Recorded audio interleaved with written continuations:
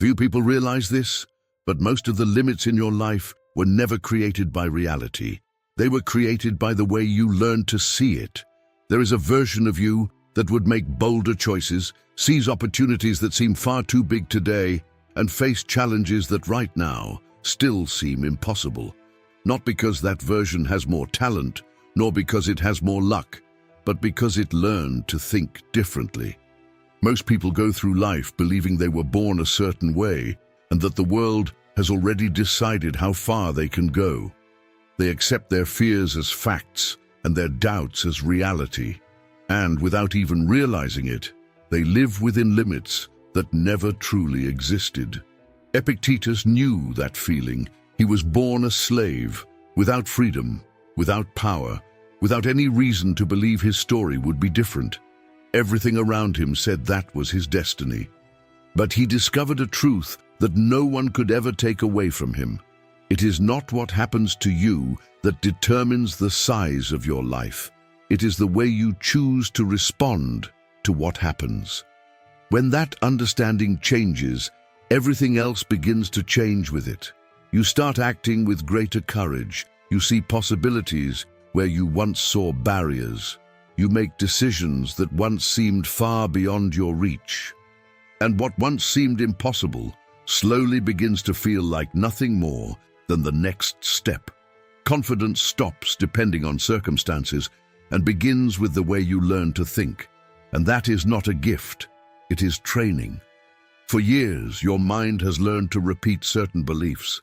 That means it can also learn new ways of seeing life, one decision at a time, one thought at a time, one day at a time. In this video, I have brought together Stoic lessons that can transform the way you interpret challenges, face your fears, and shape your own reality. These are not ideas to admire, they are principles to put into practice. Because there comes a moment when the impossible stops looking like a wall and starts looking like a door you simply have not had the courage to open yet. If you are ready to change from the inside out, write in the comments, "I act as if nothing is impossible." Because the moment you change the way you think, you also begin to change everything you believe you are capable of achieving. Lesson 1. Look higher and your life will rise with it. There's a question almost no one ever stops to ask, and it changes everything. Who told you how big your life could be? Because someone did. Maybe without meaning to, maybe without ever saying it out loud. You grew up seeing a certain kind of life around you, a certain size of dream, a certain limit to what seemed possible, and without realizing it, you learned that was the size of the world, not because it was true, but because it was all you ever saw. And here's the painful part, and at the same time, the freeing part. The limits you carry often were never yours. They were inherited. You looked at the people around you, saw how far they had gone, listened to what they believed was possible, and absorbed it as if it were your own standard. The ceiling over the house where you grew up became the ceiling you believe you deserve. And you spent your life living beneath it without ever asking yourself whether it was really yours or simply the only one you were ever shown. Notice how quiet this is. No one sits you down and says, "Your life is going to be small." It's far more subtle than that. It's hearing around the dinner table every day that dreaming is a waste of time. It's watching everyone around you give up, complain, settle. It's growing up believing that people like us don't make it that far. You didn't choose to believe that. You simply breathed that air for so long that it became part of you, and today you mistake what you were taught for who you are. But pay attention to this turning point, because this is where everything changes. If your limits were learned, then they can be unlearned. And the way you unlearn them is the very same way you learned them, through what you see. All it takes is one real person standing right in front of you, doing the very thing you were told was impossible, to crack that wall wide open. You look at them and think, if they could do it, then the story I was told wasn't the only one. And in that very moment, a life that once seemed locked away begins to open up. Because your mind believes what it sees, far more than what it hears. You can repeat, "I can do this" 1,000 times, but nothing convinces your mind like watching someone else do it with your own eyes. That's why the people around you have such a powerful influence. The people you spend time with become your new definition of what's normal. And whatever your mind begins to see as normal, it also begins to see as possible. You don't need another motivational speech to expand your vision. You need living proof, right in front of your eyes. Epictetus captured this truth more than 2,000 years ago. We often become what we constantly contemplate. Think about the weight of that statement and the hope it carries at the same time. If you constantly focus on people who give up, you begin to shrink. But if you constantly focus on possibility, you begin to grow. What enters your eyes every single day is quietly shaping the size of the life you believe you can have. And that means changing what you choose to look at is one of the most direct ways to change who you become. And listen carefully, because this matters. None of this is about walking away from the people you love. It's not about believing you're better than where you came from, or turning your back on the people who raised you. It's about adding to your world. It's about intentionally seeking out new influences that remind you of what's possible while still honoring where you came from. One person, one book, one YouTube channel, one story. Any new window that shows your mind a world bigger than the one it was taught to see. You keep loving your people. You just stop letting the size of their lives determine the size of yours. So starting today, choose carefully what you allow into your eyes. Don't just chase goals, chase the right environment. Look for people who lift you higher. Ideas that stretch your thinking, and examples that challenge you to dream bigger than you were ever taught to dream. Because your mind will always take the shape of what it constantly sees. And when you begin to contemplate greatness, instead of the limits you were handed, you discover a truth that changes everything. You were never small. You were simply raised looking down. And the day you finally lift your eyes, the size of your life begins at last, to rise with what you dare to see. Lesson 2. Victory begins within you. There's something shaping your life that's more powerful than your talent, more powerful than luck, and more powerful than anyone else's opinion. It's the image you have of yourself. Deep down, beyond everyone else's eyes, there's a version of yourself that you believe you are. And it's that version, not the real one, that drives your decisions every single day. Think about it. It doesn't matter how many compliments you receive, how many likes you get, or how many people tell you you're capable. If, deep inside, you still see yourself as someone small, limited, someone who doesn't deserve more, your actions will always follow that image. You can have all the talent in the world, but your self-image is the foundation. And you can't build a 20-story building on sand. No matter how strong the materials are, the structure won't hold because the foundation can't support the size of the dream. That's why so many talented people end up sabotaging themselves at the very moment that matters most. They settle for less than they truly wanted. They stay silent when they should speak. They hold back when they should move forward. Not because they lack ability, but because, deep down, they never believed they deserved to win. They don't lose the opportunity because they weren't good enough. They lose it because they never believed they were. Picture someone walking into a job interview already feeling inferior. They speak softly, avoid eye contact, downplay their own value. The interviewer doesn't see humility. They see insecurity, and the job goes to someone else. Now picture that very same person, with the very same knowledge, the very same skills, walking into that interview with their head held high. They speak clearly, carry themselves with confidence, and project confidence. They're not pretending to know everything. They're simply choosing to act like someone who is growing into the person they want to become. And that change in posture alone can completely change the outcome. You don't have to wait until confidence arrives before acting confidently. You can start from the outside. You can act like the person you want to become, even before you fully feel like that person. That isn't being fake. It's having direction. It's stepping into the person you're becoming before you arrive. Every time you stand tall, speak with conviction, and treat yourself with respect, you're giving your mind a new model to follow, and your mind follows what you consistently show it. Epictetus said that nothing truly great is created overnight. The same is true for you. You're not going to wake up tomorrow with everything figured out, with a perfect self-image, and without a single doubt. But starting today, you can begin acting like someone who's on the way, one confident action at a time, one choice rooted in self-respect at a time.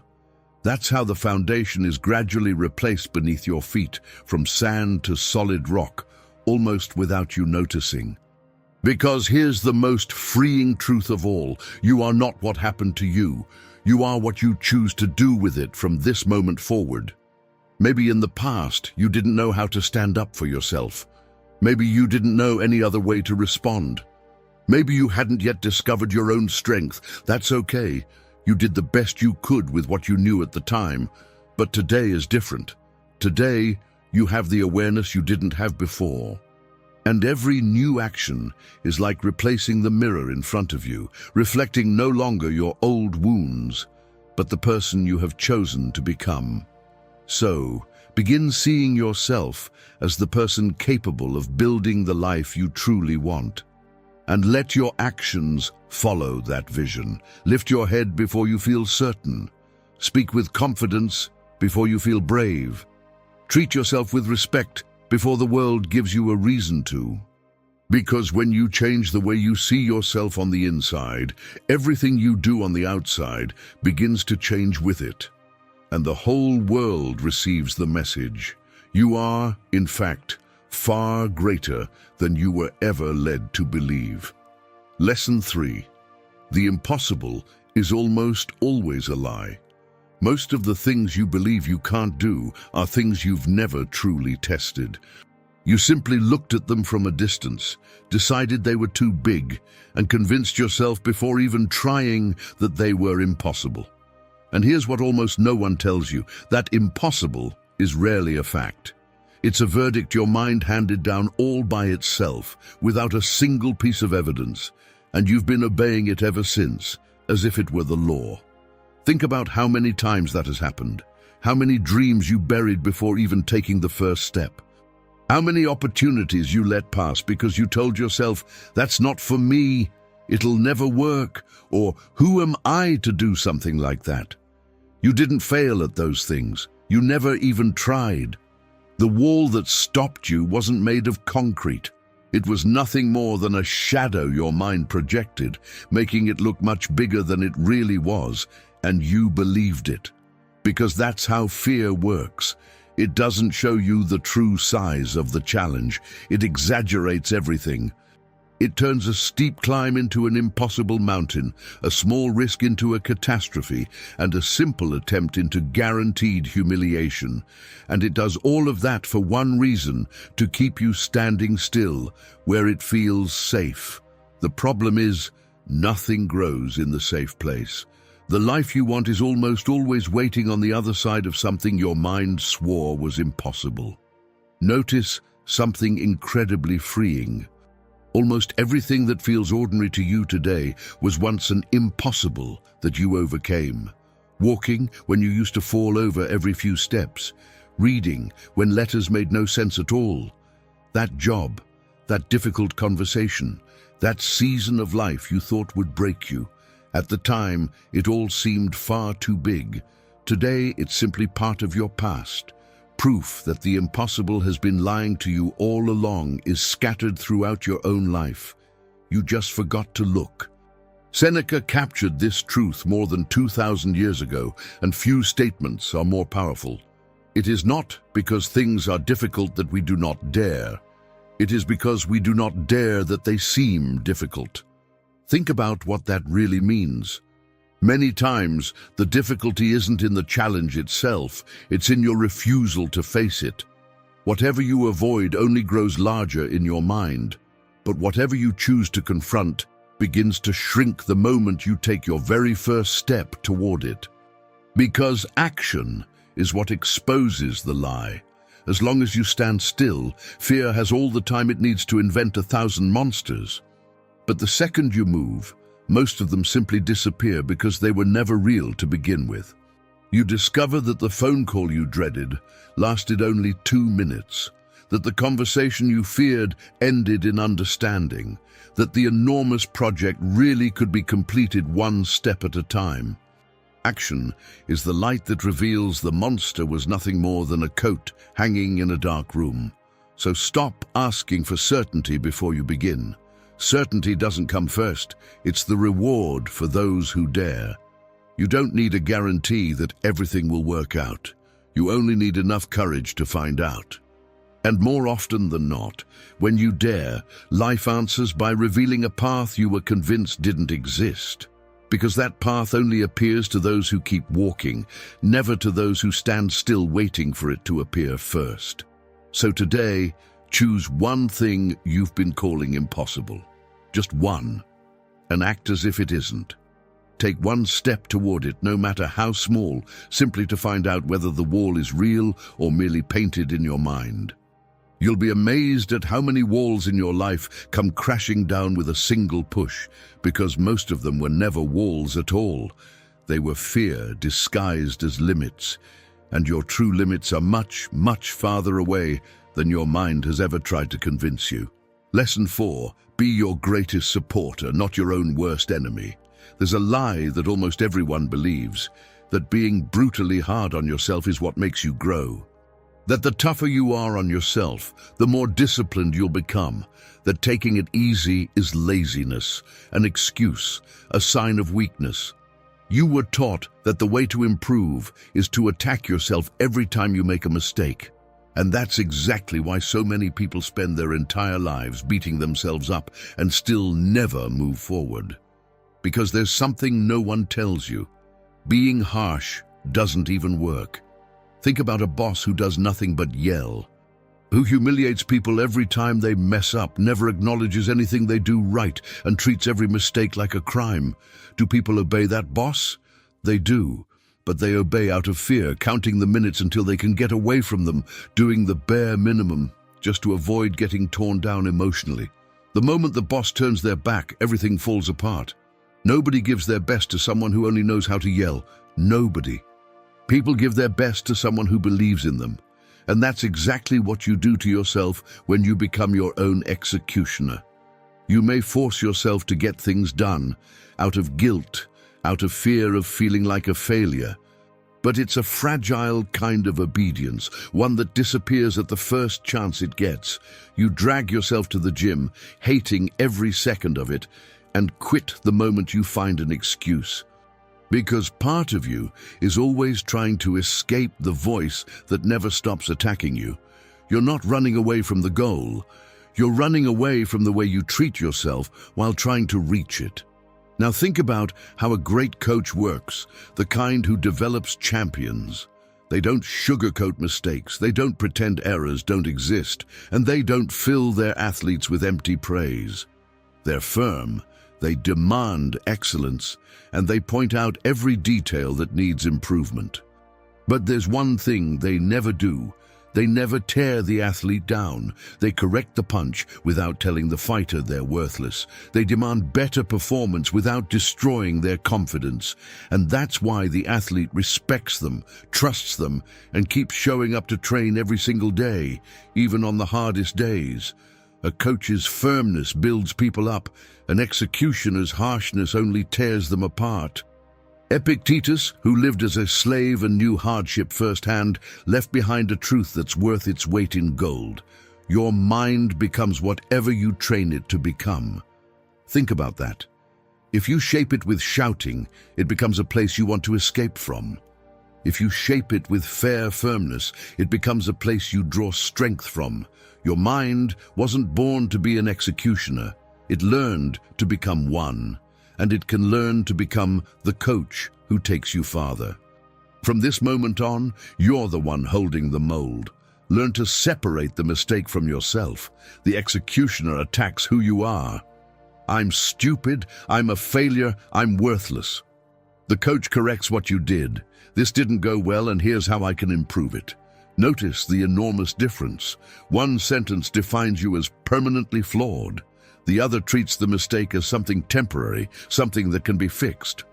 The mistake stops being a verdict about who you are and becomes nothing more than information about what you did. And information doesn't knock you down, it shows you the way forward. So the next time you fail, take the mistake and place it in front of you, as if you were a coach looking at it. Instead of saying, "I'm not capable," ask yourself, what exactly went wrong here, and what will I do differently next time? You'll notice something strange and incredibly powerful. When it hurts less, you improve more. Without the weight of humiliation, your mind has the clarity it needs to make real adjustments and come back stronger. Because in the end, that harsh inner voice was never a sign of strength. It was only a habit that quietly weakened you, making you afraid of your own next step. Real strength is being firm without being cruel, demanding without being destructive, becoming the kind of inner presence that makes you want to get back up and try again. Become that coach for yourself, and you'll discover that when you're treated well on the inside, you're capable of achieving far more than you ever could while living under constant attack. Lesson 5. Your mind always finds what you tell it to look for.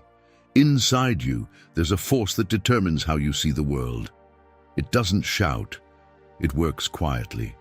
But it's the very thing that decides whether life will break you or make you stronger. And that force has always been yours.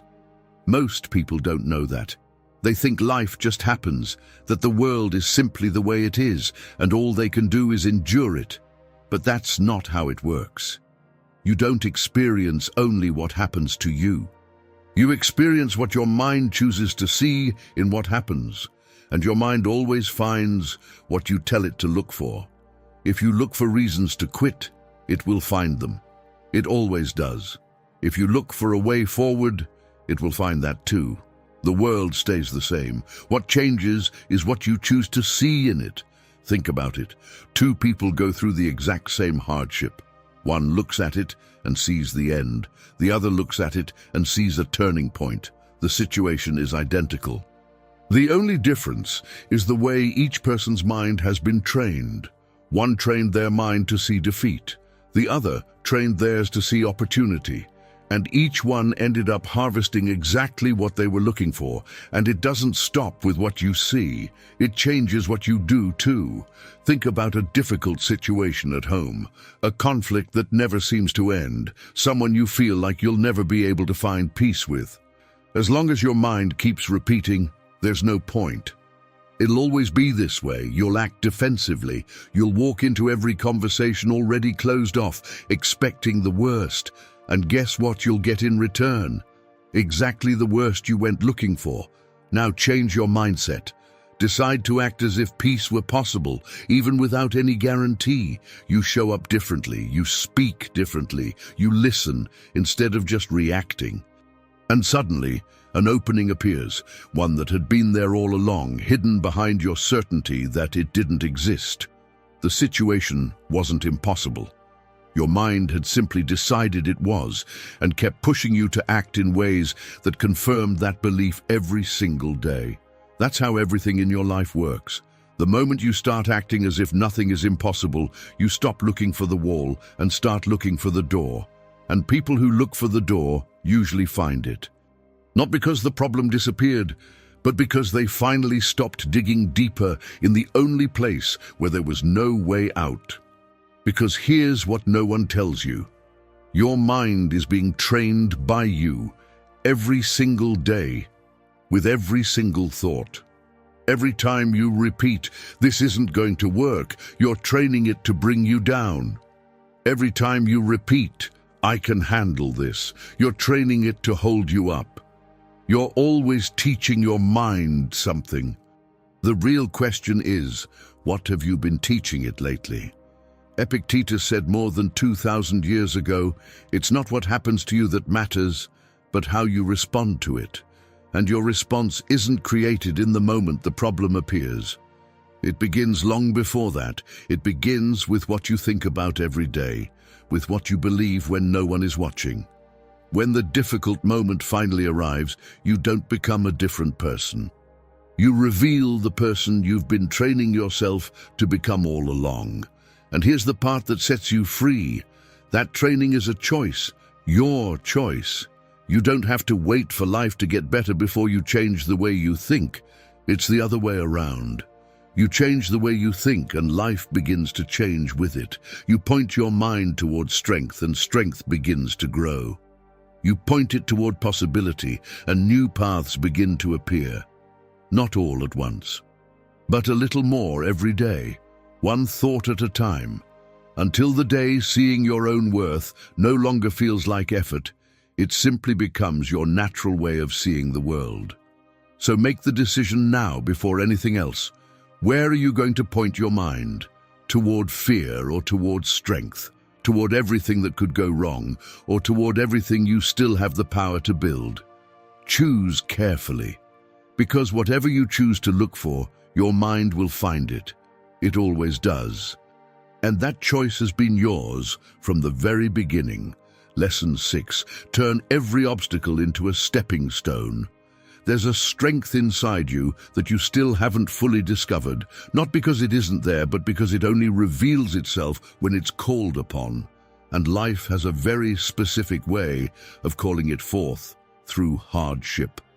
What looks like an obstacle in your path today didn't come to punish you, knock you down, or prove that you're not enough. It came to do something no easy day ever could, show you what you're truly made of.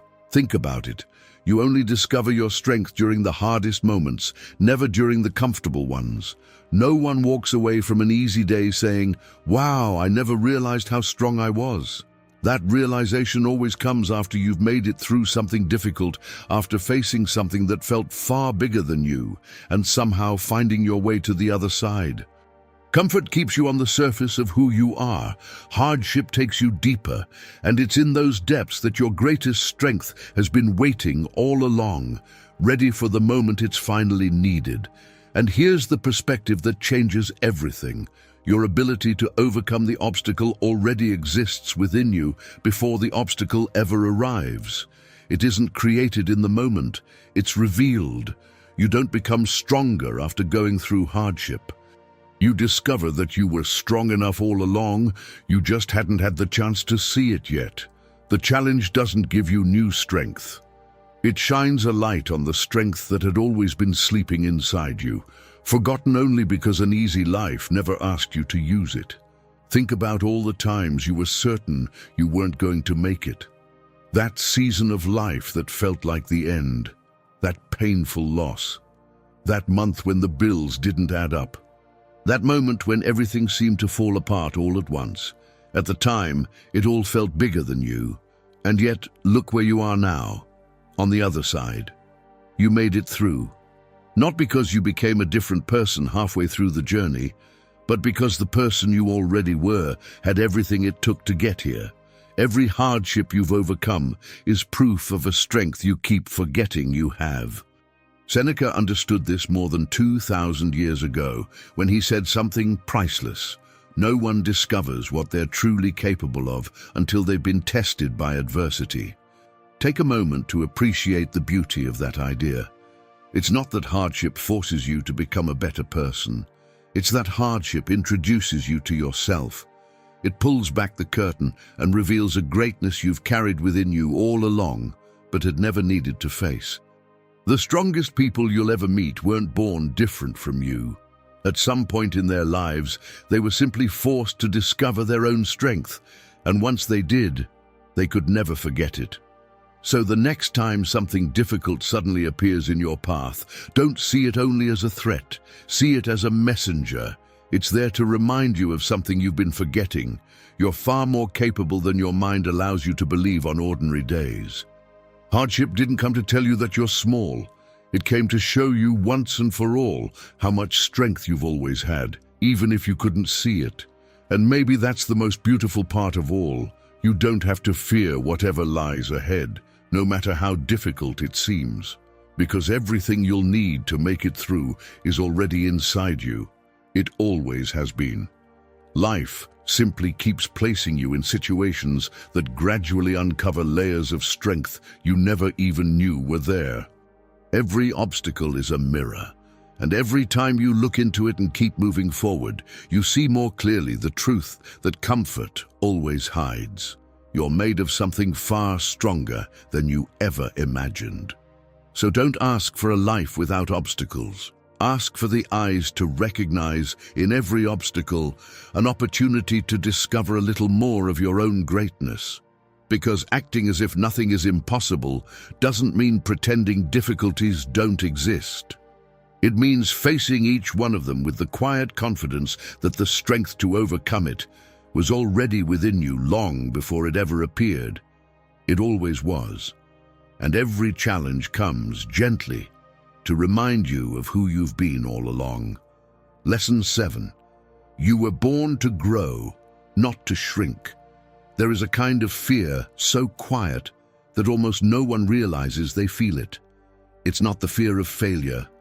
It's the fear of succeeding, of growing so much that you no longer fit into the places and the relationships where you've always belonged. And that fear, buried deep inside, keeps countless capable people holding themselves back for their entire lives without ever understanding why. Pay attention to how it shows up, because it's subtle. Someone gets the chance to move up, to reach the next level, to live something bigger, and the moment it's time to step forward, an invisible force pulls them back.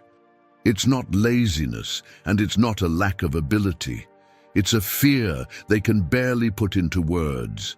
The fear that if they change too much, they'll drift away from the people they love. That they won't have anything in common with their lifelong friends anymore. That their own family will think they've become too full of themselves, so without even realizing it, they dim their own light so they won't outshine anyone else. And they call that humility, when in reality, it's fear. And here's the first painful truth to face. Shrinking yourself for that reason isn't an act of love for other people. It's an act of fear, fear of ending up alone. You're not protecting anyone by holding yourself back. You're only betraying yourself so you can keep belonging. Living below your true potential so you won't make the people who got used to the smaller version of you uncomfortable. And the saddest part is, no one ever asked you to do that. You sacrificed yourself all alone because of an agreement that existed only in your own mind. Growing has never meant abandoning anyone. Those two things only seem connected because of fear, but they're not the same. You can rise and bring the people who truly matter with you. You can grow without loving them any less. Real relationships don't fall apart because your life gets better. They celebrate it. The people who truly love you don't want you to stay small just so they can feel comfortable. They want to see you become everything you're capable of becoming, and they celebrate every step of that journey. And this is exactly where life reveals a truth you needed to hear. When you grow, the real relationships grow with you, and the ones that only existed because you stayed small reveal what they always were. Your growth didn't push those people away.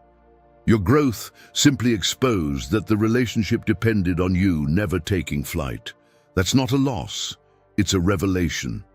And it's far better to discover that while living up to your full potential than to spend your entire life playing small just to preserve relationships that would never have survived your greatness anyway. Seneca understood the weight of this more than 2,000 years ago. He taught that we become like the people we surround ourselves with, and that pursuing growth sometimes requires the courage to change the environment around us. Not out of arrogance, but because your mind and your life eventually take the shape of the environment you live in. Think about what that really means. Staying small just to please people who already gave up doesn't preserve love. It only guarantees that you'll give up too. And you were never put on this earth to shrink your dreams until they fit inside someone else's comfort zone. There's a deeper truth here that goes far beyond relationships. When you allow yourself to live up to your full potential, you honor your very existence. Every talent you hide because you're afraid of standing out is a piece of your life left unlived. Every dream you swallow because you don't want to seem like too much is a quiet betrayal of yourself. And in the end, no one looks back on life feeling proud that they stayed small just to make other people comfortable. People regret the opposite. They regret everything they could have become, but never did, because they were afraid of making others uncomfortable. So give yourself permission. Grow without apologizing for growing. Live up to the full measure of your potential, and trust that the people who are meant to stay will stay, and they'll be proud of you for it. Acting as if nothing is impossible begins right here, with the decision not to let the fear of losing what you already have stop you from reaching everything you still can have. You weren't born to fit into someone else's life. You were born to fully live your own, without shrinking yourself by even an inch from everything you're capable of becoming. And the people who truly love you will want to see you exactly like that. Larger than life. Lesson 8. You never needed to be someone else to succeed. We've reached the end, and maybe you started this video believing you had to become someone else before you could achieve what you want. Someone braver, more prepared, more confident, a better version of yourself that someday, somehow, would finally be ready. So let me tell you the most liberating truth of all, the one that changes everything. The life you've been longing for was never waiting for someone else. It has always been waiting for you, exactly as you are right now, because the idea that you're not ready yet is the oldest lie you've been carrying. You looked at everything you dreamed about and convinced yourself that something was missing, that you needed something more before you deserved it.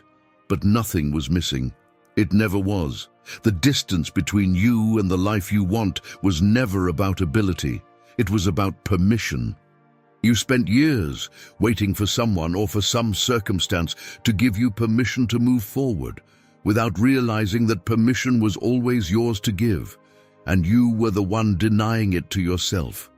And I know there's a part of you that's tired of trying, of putting things off, of constantly demanding more from yourself, of looking back and seeing what feels like lost time.